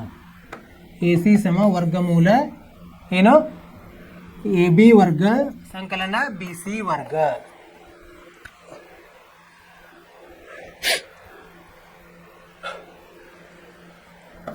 ವರ್ಗಮೂಲ ಎ ಬಿ ಎಷ್ಟಿದೆ 8 ಇದೆ, 8 ಕೆ ವರ್ಗ 64 ಕೆ ವರ್ಗ. ಸಂಕಲನ ಬಿ ಸಿ ಎಷ್ಟಿದೆ 7 ವರ್ಗ ಅಂದರೆ 49 ಕೆ ವರ್ಗ. ಎರಡು ಕೂಡಿಸಿದ್ರೆ ಎಷ್ಟಾಗುತ್ತೆ 60 113 113 ಕೆ ವರ್ಗ ಆಗ್ತದೆ. ಅಂದರೆ ಕೆ ವರ್ಗಮೂಲ 113. ಇದು ಏನಿದು ಎ ಸಿ ಆಯಿತು, ಸರಿನಾ? ಈಗ ಅವ್ರು ಏನು ಹೇಳಿದ್ದಾರೆ ಇಲ್ಲಿ ಒಂದನೇ ಲೆಕ್ಕವನ್ನು ಮಾಡೋಣ. ಈಗ ನಾವು ಸೈನ್ ಥೀಟಾ ಮತ್ತು ಕಾಸ್ ಥೀಟಾವನ್ನು ಕಂಡುಹಿಡ್ಕೊಂಡ್ಬಿಡೋಣ. ಮುಂದಿನ ಇದರಲ್ಲಿ ಮೊದಲು ಅದನ್ನು ಕಂಡುಹಿಡಿಯೋಣ. ಸೈನ್ ಥೀಟಾ ಹೆಂಗೆ ಕಂಡುಹಿಡ್ತೀವಿ ನಾವು? ಸೈನ್ ಥೀಟಾ ಇದರಲ್ಲಿ ಸೈನ್ ಥೀಟಾ ಅಂದರೆ ಅಭಿಮುಖ ಬಾಹು ಭಾಗಲಬ್ಧ ವಿಕರಣ ಎ ಬಿ ಭಾಗಲಬ್ಧ ಎ ಸಿ. ಎ ಬಿ ಭಾಗಲಬ್ಧ ಎ ಸಿ ಎಷ್ಟು ಮಾಡುತ್ತೆ? ಎ ಬಿ ಏನು ಬಂದಿದೆ? ಎ ಬಿ ಅವ್ರು ಕೊಟ್ಟಿದ್ದಾರೆ. ಎ ಬಿ 8 ಕೆ ಭಾಗಲಬ್ಧ ಕೆ ವರ್ಗಮೂಲ 113. ಅದೇ ಥರ ಕಾಸ್ ಥೀಟಾ ಕಂಡುಹಿಡಿಯೋಣ. ಕಾಸ್ ಥೀಟಾ ಹೇಗೆ? ಬಿ ಸಿ ಪಾರ್ಶ್ವಭಾವ ಭಾಗಲಬ್ಧ ಎ ಸಿ, ಪಾರ್ಶ್ವಭಾವ 7 ಕೆ ಭಾಗಲಬ್ಧ ಕೆ ವರ್ಗಮೂಲ 113. ಇಲ್ಲಿ ಕೆ ಹೋಗಿ ಏನು ಉಳಿತದೆ? 8 ಭಾಗಲಬ್ಧ ವರ್ಗಮೂಲ 113. ಇಲ್ಲಿ 7 ಭಾಗಲಬ್ಧ ವರ್ಗಮೂಲ 113 ಆಯಿತು. ಕಾಸ್ ಥೀಟಾ ಮತ್ತು ಸೈನ್ ಥೀಟಾ ಸಿಕ್ತು. ಈಗ ಅವರು ಹೇಳಿದ್ದನ್ನು ಕಂಡುಹಿಡಿಯೋಣ ಅಂತೀಗ. ಒಂದನೇದು ಏನು ಹೇಳಿದ್ದಾರೆ ಅವರು? ಒಂದು ಸಂಕಲನ ಸೈನ್ ಥೀಟಾ, ಒಂದು ಋಣ ಸೈನ್ ಥೀಟಾ ಭಾಗಲಬ್ಧ ಒಂದು ಸಂಕಲನ ಕಾಸ್ ಥೀಟಾ, ಒಂದು ಋಣ ಕಾಸ್ ಥೀಟಾ. ಇದನ್ನು ಕಂಡುಹಿಡಿಯಲಿಕ್ಕೆ ಹೇಳಿದ್ದಾರೆ. ಈಗ ನಾವೇನು ಮಾಡೋಣ, ಇದನ್ನು ಗುಣಿಸ್ಕೊಳ್ಳುತ್ತೆ. ಗುಣಿಸಿದ್ರೆ ಇನ್ನೂ ಸ್ವಲ್ಪ ನಮಗೆ ಸರಳ ಆಗ್ತದೆ. ಹೆಂಗೆ ಗುಣಿಸ್ತೀವಿ ನಾವು? ಇದು ಎ ಸಂಕಲನ ಬಿ ಇದ್ದಂಗೆ. ಎ ಅಂದರೆ ಇಲ್ಲಿ 1, ಬಿ ಅಂದರೆ ಸೈನ್ ಥೀಟಾ. ಕೆಳಗಡೆ ಎ ಅಂದರೆ 1, ಬಿ ಅಂದರೆ ಕಾಸ್ ಥೀಟಾ. ಅದರ ಉಪಯೋಗ ತೊಗೊಂಡು ಇದನ್ನು ಹೆಂಗೆ ಬರಿಬೋದು? ಒಂದು ಋಣ ಸೈನ್ ವರ್ಗ ಥೀಟಾ ಭಾಗಲಬ್ಧ ಒಂದು ಋಣ ಕಾಸ್ ವರ್ಗ ಥೀಟಾ. ಈಗ ಇದನ್ನು ತುಂಬೋಣ. ಒಂದು ಋಣ ಇದು 8ರ ವರ್ಗ 64 ಭಾಗಲಬ್ಧ 113 ಆಯಿತು. ವರ್ಗಮೂಲ 113ರ ವರ್ಗ 113 ಭಾಗಲಬ್ಧ ಒಂದು ಋಣ ಕಾಸ್ ಥೀಟಾ ಎಷ್ಟು ಬಂದಿದೆ? 7 ಭಾಗಲಬ್ಧ 7 ಅಂದರೆ ಅದರ ವರ್ಗ ಮಾಡಬೇಕು. 7ರ ವರ್ಗ ಎಷ್ಟು? 49 ಭಾಗಲಬ್ಧ 113. ಇದನ್ನು ಬಿಡಿಸಿದಾಗ 113 ಋಣ 64, 113 ಎರಡರಲ್ಲಿ ಇರೋದ್ರಿಂದ ಅದು ರದ್ದಾಗಿ ಹೋಗ್ತದೆ. 113 ಋಣ 49 ಇದರಲ್ಲಿ ಹೋದರೆ 49 ಭಾಗಲಬ್ಧ 64 ಉತ್ತರ ಸರಿಯಾಗಿದೆ. ಏನು ಮಾಡಿದ್ವಿ ಮೊದಲು? ಅವರು ಸೈನ್ ಥೀಟಾ ಕಾಸ್ ಥೀಟಾ ಕಂಡುಹಿಡೋದು ಅದರದ್ದು ಮಾಡಬೇಕು. ಅದಕ್ಕಿಂತ ಮೊದಲು ಅವ್ರು ಏನು ಕೊಟ್ಟಿದ್ದಾರೆ? ಅವರು ಕಾಟ್ ಥೀಟಾ ಕೊಟ್ಟಿದ್ದಾರೆ. ಕಾಟ್ ಥೀಟಾ ಸಹಾಯದಿಂದ ನಾವು ತ್ರಿಭುಜವನ್ನು ರಚಿಸಿ ಇನ್ನೊಂದು ಬಾಹುವನ್ನು ಕಂಡುಹಿಡಿದು ಆಮೇಲೆ ಸೈನ್ ಥೀಟಾ ಕಾಸ್ ಥೀಟಾ ಕಂಡುಹಿಡಿದ್ವಿ. ಇದನ್ನು ಅವ್ರೇನು ಕೇಳಿದ್ರಲ್ಲ ಅದನ್ನು ನಾವು ಅದನ್ನು ಸರಳ ರೂಪ ಮಾಡಿದ್ವಿ, ಅಂದರೆ ಗುಣಿಸಿದ್ವಿ. ನಾವು ಗುಣಿಸಿ ಅದರಲ್ಲಿ ಬೆಲೆಗಳನ್ನು ನಾವು ಆದೇಶಿಸಿದ್ವಿ. ಆವಾಗ ನಮಗೆ ಸರಳ ಆಯ್ತು. ಅದು ಆದೇಶಿಸಿದಾಗ ನಮಗೆ ಅದನ್ನು ಸರಳೀಕರಣಗೊಳಿಸಿದಾಗ ಈ ಉತ್ತರ ಬಂತು. ಇದು ನಿಮಗೆ ಅರ್ಥವಾಯ್ತು ಅಂತ ತಿಳ್ಕೊಳ್ಳಿ. ಸರಳೀಕರಣಗೊಳಿಸೋದು, ವರ್ಗ ಮಾಡೋದು, ವರ್ಗ ಮೂಲ ತಗೊಳ್ಳೋದು ತುಂಬ ಮುಖ್ಯವಾಗಿದೆ. ಇಲ್ಲಿ ಅದನ್ನು ಸೂಕ್ಷ್ಮವಾಗಿ ಮಾಡಬೇಕು ವಿದ್ಯಾರ್ಥಿಗಳು. ಇದೆಲ್ಲ ಅರ್ಥವಾಯ್ತು ಅಂತ ತಿಳ್ಕೊಂಡಿನಿ. ಮುಂದಿನ ಪ್ರಶ್ನೆಗೆ ಹೋಗೋಣ. ಇದರಲ್ಲಿ ಇನ್ನೊಂದಿದೆ, ಅದನ್ನು ಮಾಡೋಣ. ಕಾಟ್ ಸ್ಕ್ವೇರ್ ಥೀಟಾ ಎಷ್ಟಿದೆ ಅಂತ ಕೇಳ್ತಾರೆ. Cot square theta, cot theta ಕೊಟ್ಟಿದ್ದಾರೆ, ಅದರ ವರ್ಗ ಮಾಡೋದು. ಕಾಟ್ ಥೀಟಾ ಎಷ್ಟು ಕೊಟ್ಟಿದ್ದಾರೆ? ಅವರು ಕೊಟ್ಬಿಟ್ಟಿದ್ದಾರೆ 7 ಭಾಗಲಬ್ಧ 8. ಅದರದ ಉಪಯೋಗ ತಗೊಂಡಂತೆ 7 ಭಾಗಲಬ್ಧ 8 ಗುಂಡ್ಲೆ 7 ಭಾಗಲಬ್ಧ 8 2 ಸಲ ಗುಣಿಸೋದು. 49 ಭಾಗಲಬ್ಧ 64. ಇವು ಸದಾ ಒಂದೇ ಉತ್ತರ. ಸೊ ಎರಡೂ ಉತ್ತರ ಒಂದೇ, ಸರಳವಾಗಿದೆ, ನೇರವಾದ ಉತ್ತರ. ಇದು ಅರ್ಥವಾಯಿತು ಅಂತಿಕೊಂಡಿನಿ ವಿದ್ಯಾರ್ಥಿಗಳೇ. ಮುಂದಿನ ಪ್ರಶ್ನೆಗೆ ಹೋಗೋಣ ಅಂತೀಗ. 8ನೇ ಪ್ರಶ್ನೆ ಏನು ಕೊಟ್ಟಿದ್ದಾರೆ ಅವರು? 3 ಕೋಟೆ ಸಮ 4 ಆದರೆ ಒಂದು ಋಣ tan square A plus 1 plus tan square A ಸಮ cos square A minus sine square A ಆಗಿದೆ ಪರೀಕ್ಷೆ. ಅಂದರೆ ನಾವು ಎರಡೂ ಕಡೆಯಿಂದ ಬಿಡಿಸ್ಬೇಕೀಗ, ಬಲಗಡೆ ಭಾಗ ಎಡಗಡೆ ಭಾಗ. ಆಮೇಲೆ ಅದನ್ನು ನಾವು ಸರಿ ಒಂದೇ ಆಗಿದೆ ಏನಂತ ನಾವು ನಿರ್ಧಾರ ಮಾಡಬೇಕು. ಮೊದಲು ಏನು ಕೊಟ್ಟಿದ್ದಾರೆ ಅದನ್ನು ತೊಗೊಂಬಂತೆ. 3 ಕೋಟೆ ಸಮ 4. 3 ಕೋಟೆ ಸಮ 4. ಈಗೇನು ಮಾಡೋಣ? ಕೋಟೆ ಇಲ್ಲೇ ಇಟ್ಟು 3 ಕೆಳಗಡೆ ತರೋಣಂತೆ. ಕೋಟೆ ಸಮ 4 ಭಾಗಲಬ್ಧ 3. ಈಗ ಇನ್ನೊಂದು ಬಾಹು ಬೇಕಾಗ್ತದೆ, ನಮಗೆ ಬೇಕಾಗತ್ತೆ ಇಲ್ಲೋ ಬೇಕು, ಯಾಕಂದರೆ ಕಾಸ್ ಸೈನನ್ನು ಕಂಡುಹಿಡಿಬೇಕಾಗಿದೆ. ಆದ್ದರಿಂದ ನಾವು ತ್ರಿಭುಜವನ್ನು ರಚಿಸ್ಕೊಂಡಂತೆ, ತ್ರಿಭುಜವನ್ನು ರಚಿಸಿಕೊಂಡು ಇಲ್ಲಿ ಎ ಬಿ ಸಿ, ಇದು ಥೀಟಾ ಎ ಅಂತ ಹೇಳಿದಾರಲ್ಲ ಅವರು, ಎ ಇದ್ದಾಗ ಎವನ್ನು ನೇರವಾಗಿ ತೊಗೊಂಡು ಬೇಡ, ಇಲ್ಲಿ ಥೀಟಾ ಇದ್ದರೂ ನಾವು ಕಾಟ್ ಎ ತೊಗೊಂಡಂತೆ. ಕಾಟ್ ಎ ಅಂತ ಹೇಳಿದಾರೆ ಅವರು. ಕಾಟ್ ಎ ಅಂದರೆ ಏನು ಬರುತ್ತೆ ಇಲ್ಲಿ? ಕಾಟ್ ಎ ಅಂದರೆ ಏಕೆ ಸಂಬಂಧಿಸಿದಂತೆ ಪಾರ್ಶ್ವಬಾಹು ಎ ಬಿ ಭಾಗಲಬ್ಧ ಅಭಿಮುಖ ಬಾಹು ಬಿ ಸಿ. 4 ಭಾಗಲಬ್ಧ 3, ಇದನ್ನೇ 4K ಭಾಗಲಬ್ಧ 3K ಅಂತ ಬರಿಬೋದು.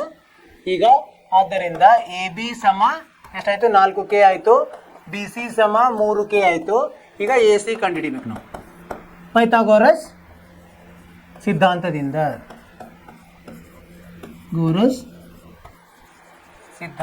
ಏನಾಗ್ತದೆ? ಎ ಸಿ ಸಮ ವರ್ಗಮೂಲ ಎ ಬಿ ವರ್ಗ ಸಂಕಲನ ಬಿ ಸಿ ವರ್ಗ. ಏನಾಯ್ತು ಈಗ? ಎ ಬಿ ಎಷ್ಟಿದೆ? 4K, ಅದರ ವರ್ಗ ಎಷ್ಟು? 16K², ಸಂಕಲನ 3K ವರ್ಗ 9K². ಅಂದ್ರೆ ಏನಾಯಿತು? ವರ್ಗಮೂಲ 25K². ಇದು ಎಷ್ಟು ಬಂತು? 25ರ ವರ್ಗಮೂಲ 5, K² ವರ್ಗ K. ಈಗ ಎ ಸಿ ಸಿಕ್ಬಿಡ್ತು ನಮಗೆ. ಇದಾದಮೇಲೆ ಕಾಟ್ ಎ ಆದಮೇಲೆ ಟ್ಯಾನ್ ಎ ಸರಳವಾಗಿ ಕಂಡುಹಿಡಿಬೋದಲ್ವಾ? ಟ್ಯಾನ್ ಏನು ಕಾಟ್ ಏನು ಅದನ್ನು ವಿಲೋಮ ತೊಗೊಂಡ್ರೆ ಆಯಿತು. ಆದ್ದರಿಂದ ಟ್ಯಾನ್ ಏನು? ಟ್ಯಾನ್ ಎ ಸಮ 1 ಭಾಗಲಬ್ಧ ಕಾಟ್ ಎ. ಅಂದರೆ ಕಾಟ್ ಎ ಎಷ್ಟು ಕೊಟ್ಟಿದ್ದಾರೆ ಅವರು? 4 ಭಾಗಲಬ್ಧ 3. ಇದು ಏನಾಗುತ್ತೆ? ಟ್ಯಾನ್ ಎ 3 ಭಾಗಲಬ್ಧ 4 ಆಗುತ್ತೆ. ಅದೇ ಥರ ಸೈನ್ ಎ. ಸೈನ್ ಎ ಎಷ್ಟು ಬರುತ್ತೆ ನೋಡಿ? ಈ ತ್ರಿಭುಜದಲ್ಲಿ ಸೈನ್ ಎ ಅಂದರೆ ಅಭಿಮುಖ ಬಾಹು ಭಾಗಲಬ್ಧ ವಿಕರ್ಣ, ಬಿ ಸಿ ಭಾಗಲಬ್ಧ ಎ ಸಿ. ಬಿ ಸಿ ಭಾಗಲಬ್ಧ ಎ ಸಿ ಎಷ್ಟು ಬಂತು? ಬಿ ಸಿ ಎಷ್ಟು ಬಂದಿದೆ ನಾವು ಕೊಟ್ಟಿದ್ದಾರೆ ಅವರು? B C 3K ಭಾಗಲಬ್ಧ 5K. 3K ಭಾಗಲಬ್ಧ 5K ಅಂದರೆ 3 ಭಾಗಲಬ್ಧ 5. ಅದೇ ಥರ ಕಾಸ್ ಎ. ಕಾಸ್ ಎ ಎಷ್ಟು ಬರುತ್ತೆ? ಬಿ ಸಿ ಎ ಬಿ ಭಾಗಲಬ್ಧ ಎ ಸಿ. ಪಾರ್ಶ್ವಬಾಹು ಎ ಬಿ 4K ಭಾಗಲಬ್ಧ 5K ಸಮ 4 ಭಾಗಲಬ್ಧ 5 ಆಗುತ್ತೆ. ಸೊ ಈಗ 3 ಸಿಕ್ಬಿಟ್ರು. ಇದರಲ್ಲಿ ನಾವು ಅದನ್ನು ಅವ್ರು ಹೇಳಿದ್ದ ಏನಿದೆಯಲ್ಲ ಸೂತ್ರದಲ್ಲಿ ಹಾಕಿ ನಾವು ಅದನ್ನು ಪರೀಕ್ಷಿಸೋಣ. ಮೊದಲು ಎಡಭಾಗವನ್ನು ತಗೊಂಡಂತೆ. ಎಡಭಾಗ ಕೊಟ್ಟಿರೋ ಸಮೀಕರಣದ ಎಡಭಾಗ ಏನಂತ ಕೊಟ್ಟಿದ್ದಾರೆ? 1 ಋಣ ಟ್ಯಾನ್ ಸ್ಕ್ವೇರ್ ಎ ಭಾಗಲಬ್ಧ 1 ಸಂಕಲನ ಟ್ಯಾನ್ ಸ್ಕ್ವೇರ್ ಎ. ಟ್ಯಾನ್ ಅಂದರೆ ಏನು ಬಂದರೆ ಟ್ಯಾನ್ ಎ 3 ಭಾಗಲಬ್ಧ 4 ಅಂದರೆ 1 ಋಣ 3ರ ವರ್ಗ 9 ಭಾಗಲಬ್ಧ 16 ಸಂಕಲನ 9 ಭಾಗಲಬ್ಧ 16. ಇಲ್ಲೇನು ಎರಡೂ ಕಡೆ ಏನು ಲಸ 16 ಇರೋದ್ರಿಂದ ಕ್ಯಾನ್ಸಲ್ ಆಗಿ 16 ಅಂದರೆ 16ರ 9 ಹೋದ್ರೆ 7 ಭಾಗಲಬ್ಧ 16 9 25. 7 ಭಾಗಲಬ್ಧ 25 ಉತ್ತರ ಬಂದಿಲ್ಲ. ಈಗ ಇನ್ನೊಂದು ಬಲಭಾಗ ನೋಡೋಣ.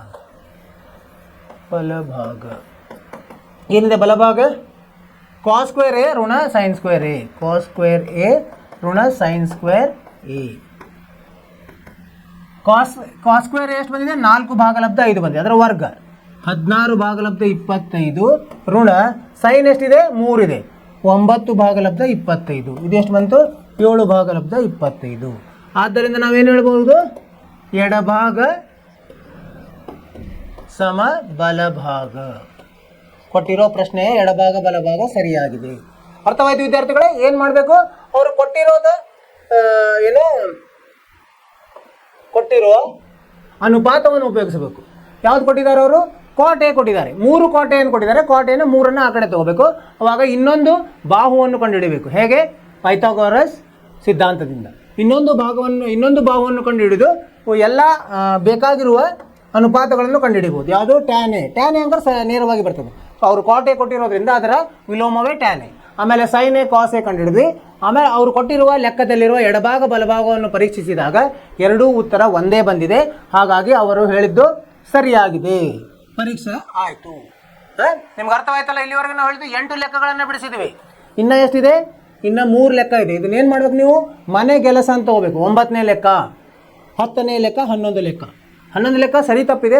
ನೀವು ಅದನ್ನು ಕೂತ್ಕೊಂಡು ವಿಚಾರ ಮಾಡಿ ಬರಿಬೇಕು. ಅದಕ್ಕೆ ಕಾರಣವನ್ನು ಹೇಳಬೇಕಾಗ್ತದೆ.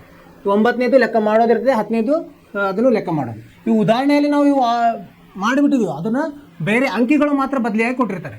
ನೀವು ಇದನ್ನು ಮಾಡ್ತೀರಿ ಅಂತ ತಿಳ್ಕೊಂಡಿನಿ, ಪ್ರಯತ್ನ ಮಾಡಿರಿ. ಇಲ್ಲಾಂದ್ರೆ ಮತ್ತೆ ನಾಳೆಯ ತರಗತಿಯಲ್ಲಿ ಇದನ್ನು ಚರ್ಚಿಸೋಣ. ಅಲ್ಲಿವರೆಗೆ ಏನು ಮಾಡ್ಬೇಕು, ನೀವು ನಿಮ್ಮ ಬಗ್ಗೆ ನೀವು ಕಾಳಜಿ ತಗೋರಿ, ಆರೋಗ್ಯದ ಬಗ್ಗೆ ಕಾಳಜಿ ತಗೋರಿ, ಪಠ್ಯೇತರ ಚಟುವಟಿಕೆಯಲ್ಲಿ ಭಾಗವಹಿಸಿರಿ. ಆಮೇಲೆ ಇದನ್ನು ಈ ಪಾಠದ ಮೂಲಗಳನ್ನು ಅಭ್ಯಾಸ ಮಾಡಿರಿ. ಮೂಲಗಳ ಬಗ್ಗೆ ಅದನ್ನು ಬಿಡ್ಲಿಕ್ಕೆ ಹೋಗಬೇಡ್ರಿ. ಮೂಲಗಳನ್ನು ನೀವು ತಲೆಯಲ್ಲಿ ಪೂರ್ತಿ ಮನನ ಮಾಡಬೇಕು. ಅದು ಮೂಲ ಸರಿ ಗೊತ್ತಿದ್ರೆ ಮುಂದಿನ ಯಾವುದೇ ಲೆಕ್ಕ ಆದ್ರೂ ಸಮಸ್ಯೆ ಆಗಲ್ಲ. ಇಷ್ಟು ಹೇಳ್ತಾ ಇವತ್ತಿನ ತರಗತಿಯನ್ನು ಮುಗಿಸ್ತಾ ಇದ್ವಿ. ನಾಳೆ ಭೇಟಿಯಾಗೋಣ. ಅಲ್ಲಿವರೆಗೆ ನಮಸ್ಕಾರ.